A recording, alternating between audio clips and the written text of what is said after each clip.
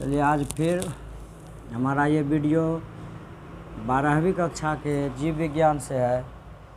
इसमें हम आज पढ़ेंगे स्वस्थानीय संरक्षण तथा बाह्य स्थानीय संरक्षण। पर्यावरण से रिलेटेड ये क्वेश्चन है।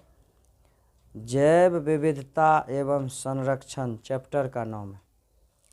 इस चैप्टर से यह पॉइंट बार बार पूछा जा रहा है क्वेश्चन, जिसको आज हम लोग देखेंगे।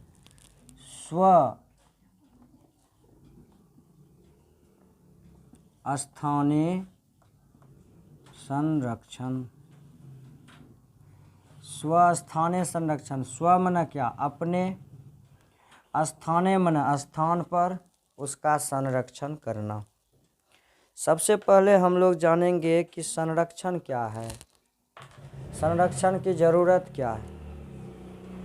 हम देख रहे हैं कि पर्यावरण में दिन प्रतिदिन बदलाव आता जा रहा है, जिसके कारण बहुत से जीव के जीवन पर खतरा मंडरा रहा है। इसलिए उनका संरक्षण जरूरी है। अगर उनका संरक्षण नहीं किया जाए तो जिस तरह से वो समाप्त हो रहे हैं, आने वाले समय में वह बिल्कुल ही समाप्त हो जाएंगे। देखने के लिए भी नहीं मिलेगा। बच्चे किताबों में सिर्फ उनका तस्वीर देख पाएंगे। आप लोग जानते होंगे कि भारत में बाघों की संख्या बहुत कम हो गई थी। सरकार ने उस तरफ ध्यान दिया और आज हमारे भारत में बाघों की संख्या फिर से सामान्य हो गई है। इसलिए संरक्षण की आवश्यकता होती है। संरक्षण किसी भी जीव की संख्या को बनाए रखने के लिए, किसी भी जीव को पर्यावरण में उसकी समष्टि को, उसकी जाति को बनाए रखने के लिए ज़रूरी है। अगर हम उसका संरक्षण नहीं करेंगे तो आने वाले समय में वह विलुप्त हो जाएगा। तो संरक्षण के दो प्रकार हैं, एक स्वस्थानीय संरक्षण और दूसरा है बाह्य स्थानीय संरक्षण। स्वस्थानीय संरक्षण को देखिए, जब किसी भी जीव पर खतरा मंडराने लगता है, उसकी संख्या अचानक कम होने लगती है, तो इस बात का पता जब वन्य प्राणियों, वन्य फॉरेस्ट विभाग जिसको हम लोग आप लोग कहते हैं, जंगल के जो अधिकारी होते हैं, उनको पता चलता है, या सर्वेक्षण के माध्यम से यह पता चलता है कि जीव की संख्या कम हो रही है, तो वह जीव जिस वन क्षेत्र में पाया जाता है, उस पूरे वन क्षेत्र को ही रिजर्व कर देता है, मतलब ब्लॉक कर देता है। इस क्षेत्र में कोई न आ जा सकता है, न कोई कुछ ले सकता है, न किसी जीव का शिकार कर सकता है। आज जनसंख्या में, जीवों की संख्या में कमी सबसे ज़्यादा यही है, इसलिए हुआ है क्योंकि उसका शिकार बहुतायत होने लगा। शेर का शिकार और भी अन्य बहुत सारे जीव हैं जिसका शिकार लोग जानबूझकर करते हैं, जिसके कारण उनकी संख्या में कमी आ रही है। तो इसलिए ऐसे जीवों को स्वस्थानीय संरक्षण, मतलब वो जिस स्थान पर हैं, जिस जंगल में रह रहे हैं, उस पूरे जंगल को ही रिजर्व कर दिया जाता है, मतलब सुरक्षित कर दिया जाता है।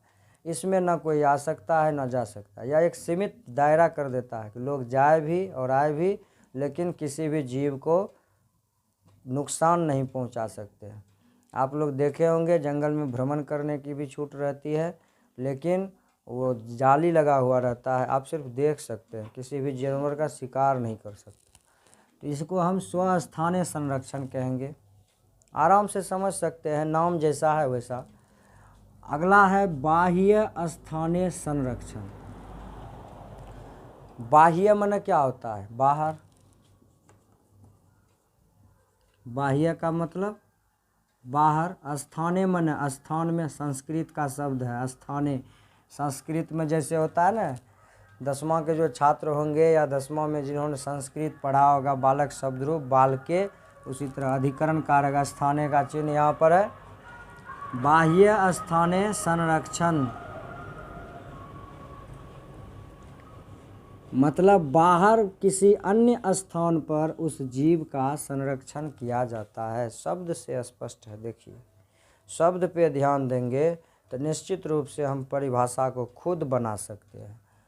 जब जीव पर खतरा मंडराने लगता है और देखा जाता है कि उस पर्यावरण में उस जीव का जनन संभव नहीं है, तो उस जीव को उस स्थान से किसी अनुकूल स्थान पर ले जा कर के उसका जनन करवाया जाता है।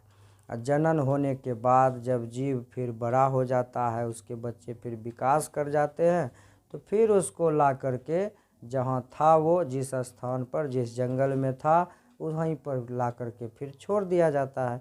इससे क्या हुआ कि उसकी जो प्रजाति है वह बची रह गई और उसका संरक्षण भी हो गया। कई बार ऐसा होता है कि जीव जनन करते हैं लेकिन उसकी जो संतति है वह जीवित नहीं रहती है, क्योंकि बड़े पर्यावरण में हम देख रहे हैं कि दिनों दिन बदलाव आते जा रहा है। इसी पर्यावरणीय बदलाव के कारण आज हमारे बीच डायनासोर की प्रजाति समाप्त हो गई। डायनासोर के बारे में आप लोग बहुत सुने होंगे, पेपरों में, अखबार में, डिस्कवरी चैनल पर।